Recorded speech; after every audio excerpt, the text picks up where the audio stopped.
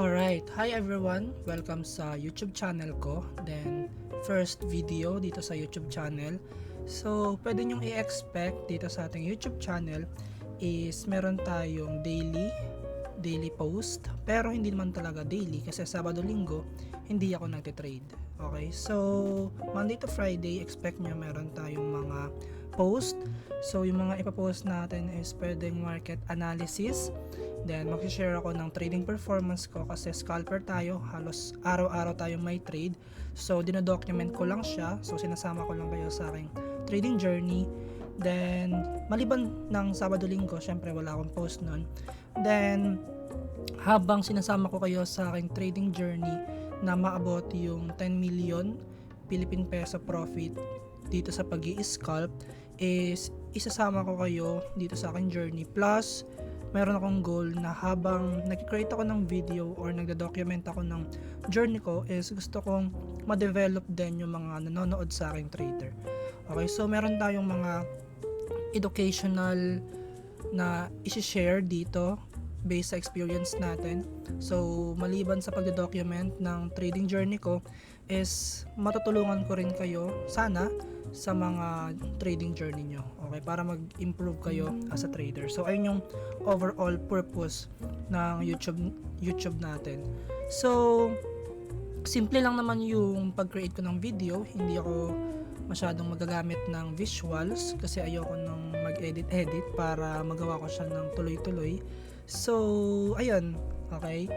So, ang video natin ngayon is ginawa ko to para balikan muna yung mga naging predictions ko. So, if friend nyo ako sa FB, nakikita nyo naman siguro na napopost ako kung anong araw magpapump, anong araw magdadump, ganyan.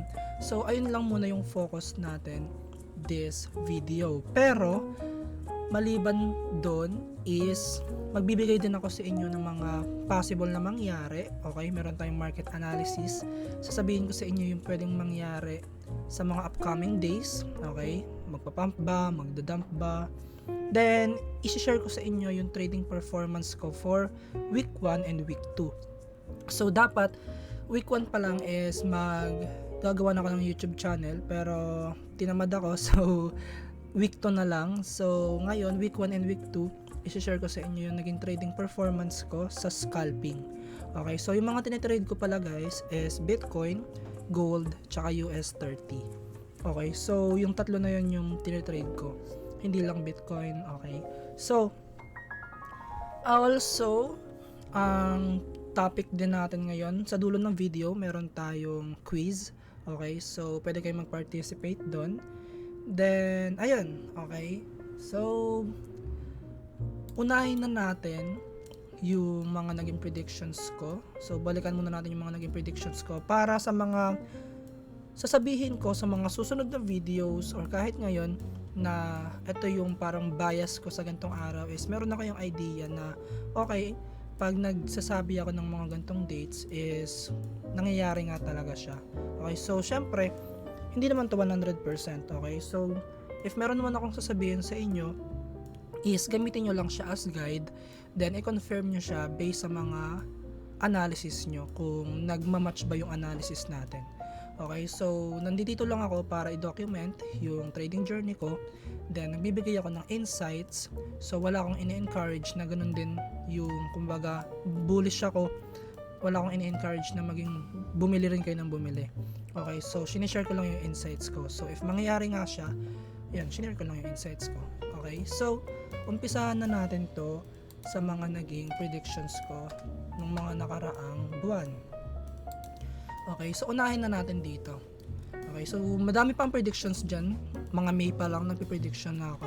Pero yung July na lang yung umpisahan natin para hindi masyadong humaba itong video natin. So, ang dami nagtatanong sa akin, bull run na ba? Bull run na ba? Bull run na ba?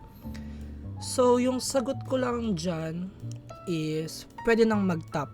Okay? So, September, okay, wait nyo na lang yung mga susunod kong video, pero September, sobrang interesting month ng September.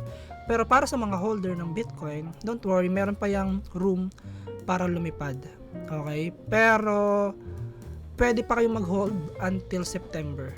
Okay, so yun muna yung sasabihin ko for now. Okay, so sa mga nagtatanong, bull run na ba ako? Makikita nyo dito, November 2022. So, November 2022 pa lang, bumibili na ako ng Bitcoin. Okay, November 2022. Saan ba dito yung November 2022? Andi dito. So, dito pa lang yung price, bumibili na ako. Okay, nag-ano na rin ako niyan, nagsabi na rin ako dun sa aming group chat. Nag-post pa nga ako niyan dati sa aking YouTube channel. Pwede nyo pa makita yan dito. And so, ito yung dati kong YouTube channel. Makikita nyo dyan, around here. Check natin dito.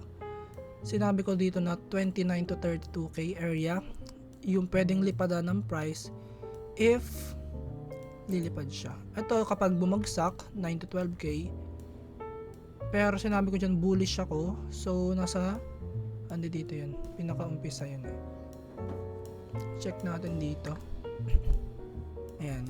Then bakit doon muna ay may ano pala yan, may sound siya, so baka bawal dito sa YouTube yung sound. So ayan, andi dito yan, punta na lang tayo dito. Ito yung price na yan guys. Ngayon andi dito na tayo. Okay, ito yung price na hin-highlights ko dyan, yung area na yan. Okay, so now andi dito na tayo. Okay, so November pa lang, makikita nyo dito is namimili na ako. So yung iba, syempre ibang trader ngayon is parang sinasabi na bull run na. Okay, pero ako nung November pa lang is bumili na. So ayan, na-predict natin yung bottom dyan. Pwede nyo naman panoodin yung sa YouTube natin na sinasabi ko na pwede nang mag 30k this year. Ito lang kasi yung ini-expect ko this year guys. Hindi ako masyadong nag-expect ng mas mataas pa. Okay, so which is ngayon nandito na siya. Pero don't worry, okay, bandang November or September, okay, wait nyo na lang yung mga upcoming forecast ko. Kaya dapat lagi kayong manood sa YouTube ko. Okay, kaya mag-subscribe kayo dyan. Okay, so November, na-predict natin yung bottom. Next is August is bullish. So next post ko is, sabi ko August is bullish. So check natin nangyari nung August. Okay, so kung makikita natin dito, baba tayo 4-hour time frame. Diba, ilang weeks na rin naman consolidation, nagko-consolidate to si Bitcoin. Then nung August, bandang dito, ito ang August, ito saktong-sakto, August 1, okay, pinaka-bottom, itong August 1 natin dito. August 1, nakakita na tayo ng bullish trend. So, paano ba natin ma-identify kapag meron tayong bullish trend? Nag-create siya ng series of higher lows and higher highs. Okay, then na-break niya na rin yung previous high niya dito. Okay, so meron na tayo ditong break ng high na to, plus nag-create na siya ng series of higher highs. Okay, so now, okay, yan. So now, ano tayo dyan? Balik tayo dito ngayon. So sabi ko bullish ako ng August, so makikita naman natin dito na walang ka-bullish structure from July. Okay, so July di rin naman ako masyadong nag-trade dyan. So ano kasi yan, alam ko nang magko-consolidate yan. So this August nag-start na ulit ako mag-day trade, which is scalping. So na-predict na natin na okay, August is bullish siya, which is now nakikita naman natin pataas yung structure natin kay Bitcoin. Now makikita nyo dito, July 2022, which is nandito pa lang yung price. Nandito pa lang yung price niyan, July 2022. Ayan. Dyan pa lang yung price niyan. Kailan ba ito nag-dump? 24 siya nag-dump. 23 to 24. Ito, sakto. 24. Saktong 24. Pero around 23 nag-top siya dito. Pero 2022, dyan pa lang yung price. Nag-post na ulit ako. Okay, nag-post ako na may chance start na ng correction after ng long consolidation. So, syempre, kung correction tayo, upward yung movement natin dito, kita naman natin na pataas. Okay? Upward yung movement natin. Then, nag-consolidation tayo, which is ito. So, kung matatapos tong consolidation natin, ano yung correction niya. Okay, kapag nag-correct ang upward movement natin, ito yung impulsive move niya. Pag nag-correct yan, pababa. Okay, so sa haba-haba ng panahon, haba-haba ng weeks, days, na hindi niya nabe-break yung support niya dito, then saktong 24, which is yung pinost ko nung July 2022, July 22, na may chance ng matapos yung consolidation, pero sabi ko wala pa akong plans mag-trade kasi may ride kami niyan. Okay, nag-ride kami niyan. Then sabi ko dito is no plans pa ako mag-trade, pero yun nga, di naman talaga tayo nag-trade niyan. Okay, so may chance na tapos na yung consolidation, sabi ko. So makikita natin sa market na natapos na nga yung consolidation sa sinabi kong araw, which is 24. So nung basag na yung support natin, nakita natin dito na tapos na nga tong consolidation natin, then anong nangyari sa market, 'di ba? May panibago na siyang range dito. Okay, tapos na yung consolidation natin. So yes, na-predict ulit natin na matatapos na to. So next naman is may comment ako dito na, saan ba yung comment natin? May comment ako dito. Ayan. Ito kasi is 24 na to. Kita nyo, hindi ako nag-trade nung 22 dahil syempre may raid kami yan. Pero nung 24 na is, I think Monday naman na siguro yung 24. Pa-correct na lang ako if hindi. Then bumagsak na nga siya. Okay, then kumita tayo dyan. So dito tayo nag-trade yan nung nag-dump na siya. Okay, 24. So na-predict ulit natin. Next naman is ito. Ito yan. So nag-live ulit ako dyan, ganyan. Then ito naman is hindi natin ito nakuha kasi sabi ko dito, na-predict na natin yung end ng consolidation. Parang kita na natin ngayon bumababa. Pero until when? Sabi ko 28 to 29. 28 to 29, ang nangyari is 28 mula dito hanggang dito is wala masyadong movement sa market natin. Okay? Nag-range lang siya. Okay? So yon, hindi natin nakuha yung move na yon. Then ayun na nga, nag-dump na nga siya dito. Then nagsabi na rin ako dito na huwag matakot sa dump, use that to find position, and malay mo bullish sa August. So July, ano ba to? July 25. So nagsasabi na ako sa post ko na may bullish tayo ng August. Okay, so ayun yung sinasabi ko dito. Okay, so huwag matakot sa dump, huwag magpanic, sa August bullish tayo. So ayun na nga, nakita na natin dito, nag-create na siya ng series of higher highs and higher lows.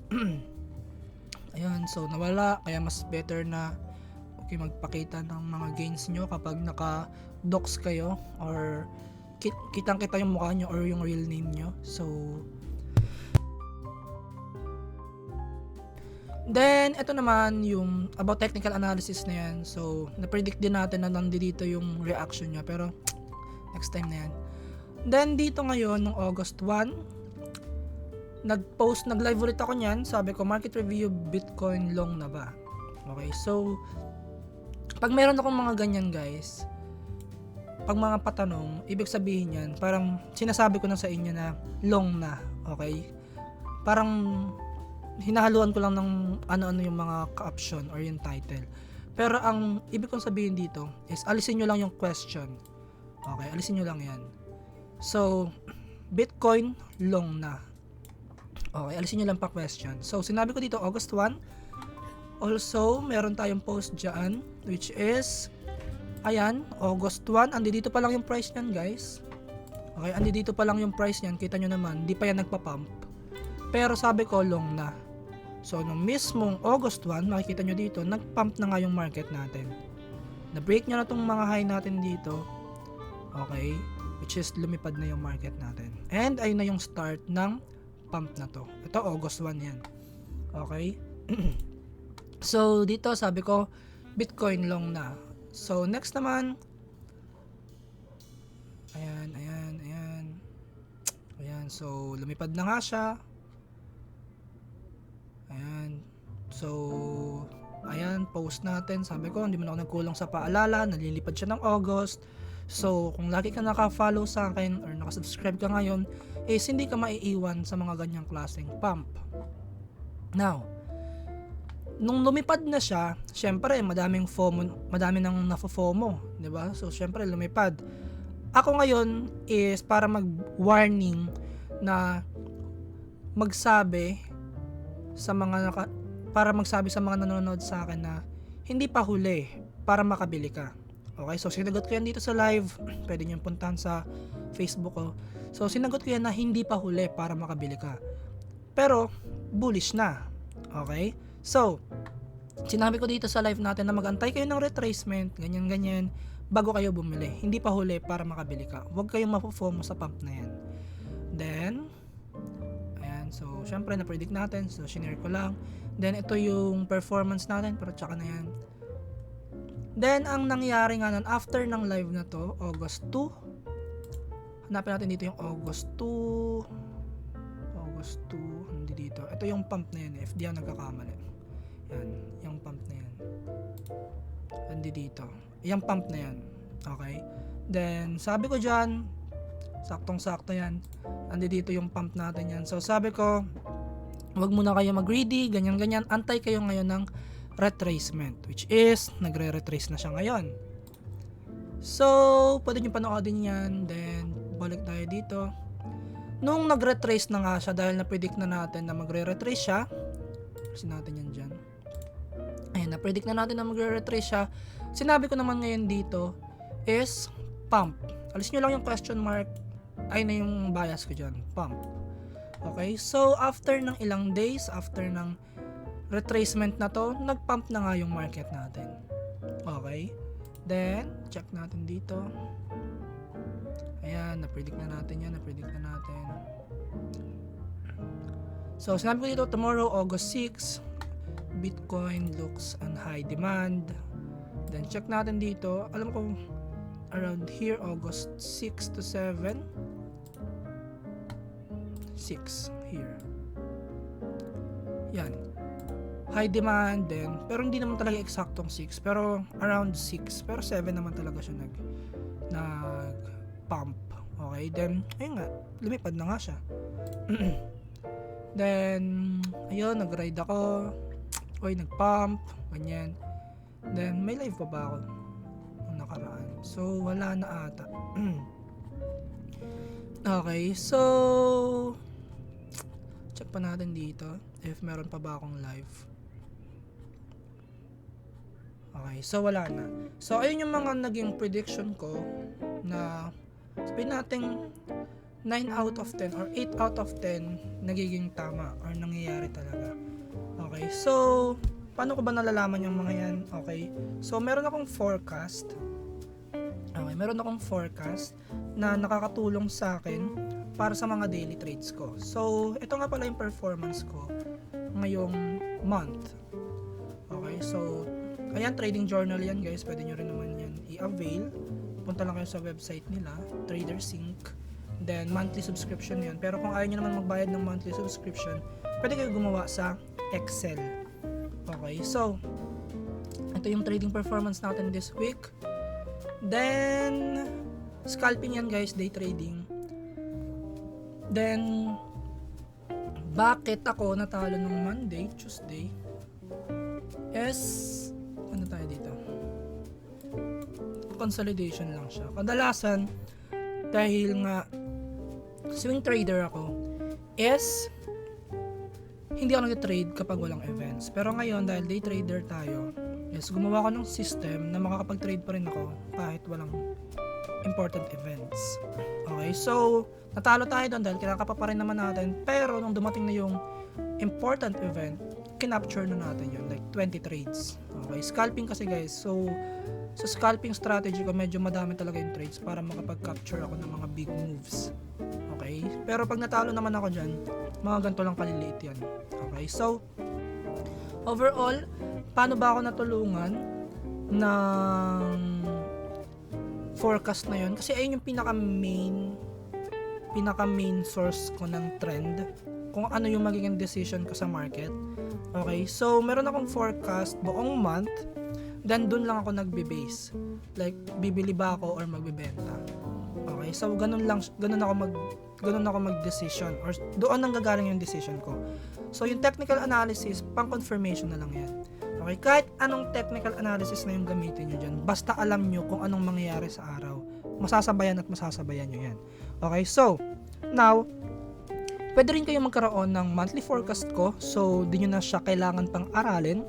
Direct ko na kagad siyang sinasabi kung anong araw, anong possible mangyari. Unlike if aaralin nyo pa siya, abutin kayo ng years para i-master yon. So, if gusto nyo ng copy ng next month, September to October forecast, pwede kayo mag-PM sa page ko na nasa description yung link.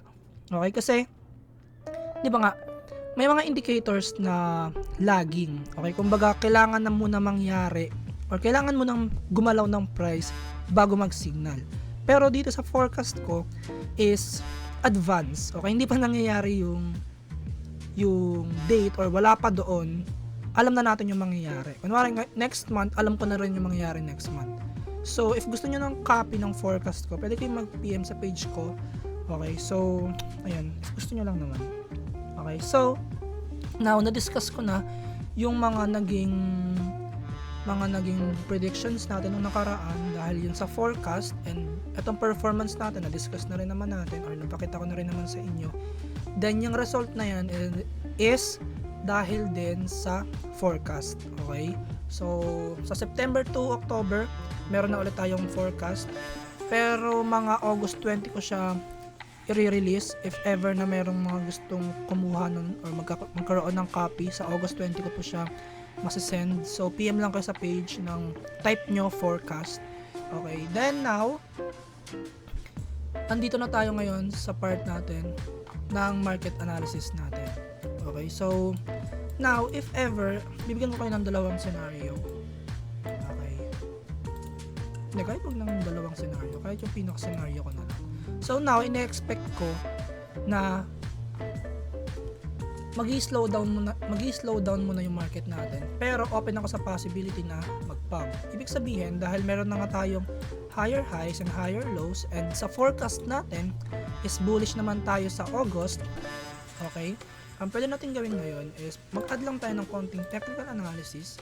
Ngayon, nasa important level na rin naman tayo ng Fibonacci kung saan kadalasan nagbabounce yung price. Alisin na natin to.